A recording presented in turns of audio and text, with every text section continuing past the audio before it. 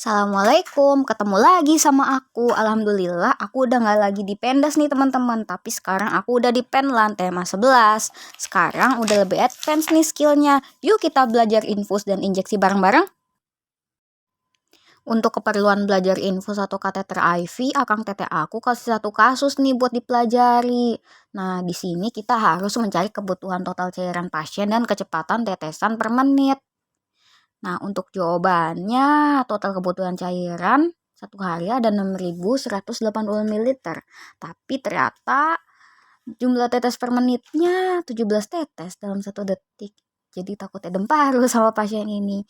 Padahal dosisnya buat 24 jam ya seharusnya. Tapi nggak apa-apa deh, buat keperluan simulasi kita pakai 17 tetes per detik ini. Oh iya, sebelum teman-teman melakukan prosedur, mestinya kita harus melaksanakan anamnesis dan pemeriksaan fisik dulu dong. Dan hal ini juga harus ada pemahaman penuh dari pasien, inform consent, dan juga berdoa nih atas nama Allah. Dan jangan lupa, selalu jaga kebersihan dan melaksanakan prosedur aseptik antiseptik. Kita siapkan alat bahan yang steril, cuci tangan 6 langkah WHO, dan juga menggunakan APD seperti masker dan sarung tangan. Oke, kita mulai simulasi infus IV ya. Siapkan dulu alatan bahannya. Pertama, pasang IV set ke ampul berisi cairan kristaloid. Lalu kita alirkan cairan agar tidak ada udara di dalam selangnya. Kalau masih ada gelembung kayak gini, kita harus keluarkan dulu ya supaya tidak menyebabkan emboli saat digunakan ke pasien. Jika udara sudah tidak ada, kita tutup lagi IV set lalu taruh lagi ke tempat yang aman. Teman-teman juga jangan lupa siapkan minimal 3 potong perekat mikropor. Tapi kalau di real life sih, kalau nggak kerja sendirian, teman-teman bisa skip cara ini dan minta tolong ke perawat. Nah, di awal disebutkan kalau kita butuh tourniquet. Buat apa sih tourniquet ini? Kita meraih tangan kiri pasien dan kita menentukan vena yang akan dipasangi infus. Kalau keadaan biasa, biasanya vena kurang kelihatan. Makanya kita pakai tourniquet dan minta pasien mengepal supaya venanya lebih terlihat. Pilih vena yang tidak bercabang ya. Kalau misalnya bercabang semua, pilih saja yang lebih proksimal dan panjangnya bisa kita ukur dan advocate yang sudah dilepas dari tutupnya. Oh ya, tapi aku nggak bakal melakukan IV line di tanganku sendiri ya guys. Jadi aku bakal pakai ini manekin yang aku buat dari Spons dan juga Kanebo. Juga ada sih selang bekas. Nah, sebelum memasukkan jarum, usap dulu ya venanya dengan alkohol swab secara searah.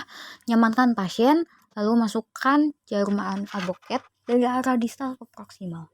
Ingat ya, sudut infus intravena adalah 25 derajat. Pastikan lubang bevelnya mengarah ke atas. Tapi yang ini aku mau latih dulu sekitar 9 kali biar terbiasa dan mumpung cuma spons ya. Dan kita boleh tahan aliran di vena proksimalnya biar darah yang keluar nggak banyak-banyak amat.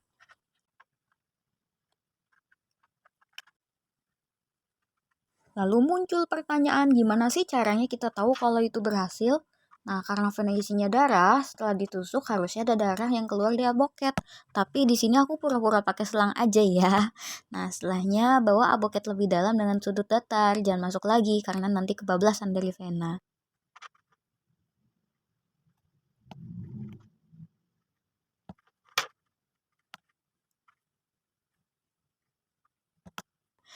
Nah, kalau udah gini, segera cabut jarum dengan gentle dan pasang kanula.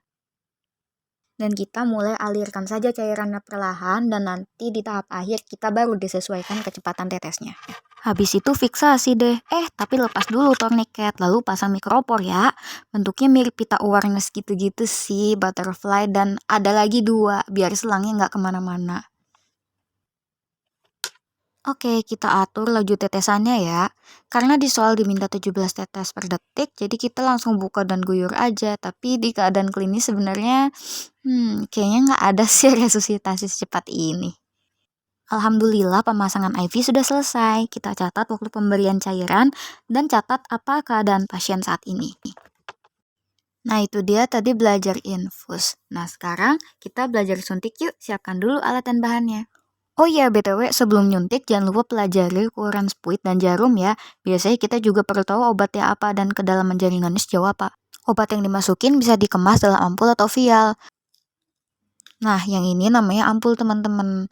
Kalian harus tahu kalau di dalam ampul ini biasanya isinya bubuk. Jadi kita harus memasukkan cairan pelarut terlebih dahulu. Kita buka dulu pelapis tutupnya dan oles dengan alkohol swab. Setiap mengambil dan menaruh cairan, pastikan posisi ampul terbalik ya, dan kita minimalisasi adu udara yang masuk ke spuit.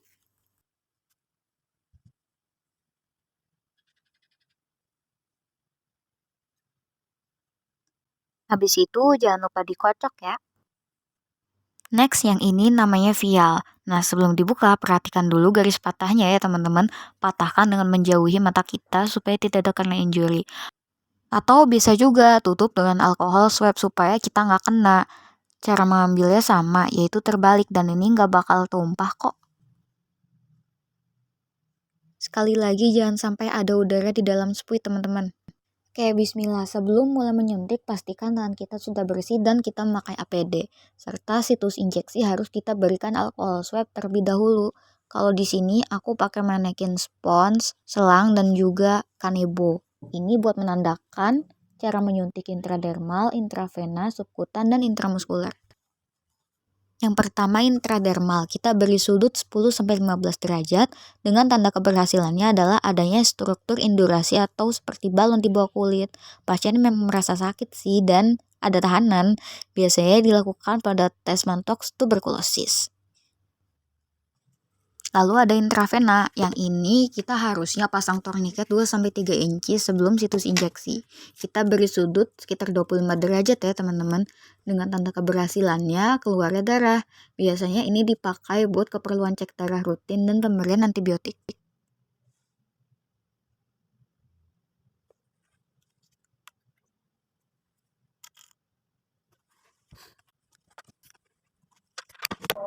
Selanjutnya ada subkutan. Ini merupakan lapisan lemak yang ada di bawah kulit dan tidak banyak pembuluh darahnya. Nah, untuk memasukkannya kita kasih sudut 45 derajat. Biasanya subkutan dipakai buat menyuntikkan insulin dan anestesi lokal. Terakhir, yang pernah vaksin COVID-19 pasti nggak asing lagi dengan suntikan intramuskuler. Suntikannya ngasih sudut tegak lurus 90 derajat dan nggak ada darah yang keluar. Ada juga sih kegunaan lainnya seperti pemberian KB. Dan kasih juga nggak bisa sembarangan karena sudah ada list otot yang aman menurut bukti sains yaitu vastus radialis, gluteus maximus, ventral gluteal, dan deltoid. Oh iya, tadi kan ada suntikan yang mengeluarkan darah dan yang tidak. Meskipun gitu, semua hasilnya perlu kita sterilisasi lagi dengan alkohol swab. Tapi bedanya paling yang intravena lebih banyak darah sehingga pasien kita bisa berikan bekal alkohol swab tambahan.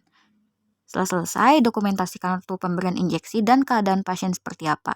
Awas ya pasiennya jangan ditinggal. Alhamdulillahirobbilalamin. Usai sudah sesi belajar sama aku. Sampai jumpa di video-video selanjutnya ya. Wassalamualaikum warahmatullahi wabarakatuh.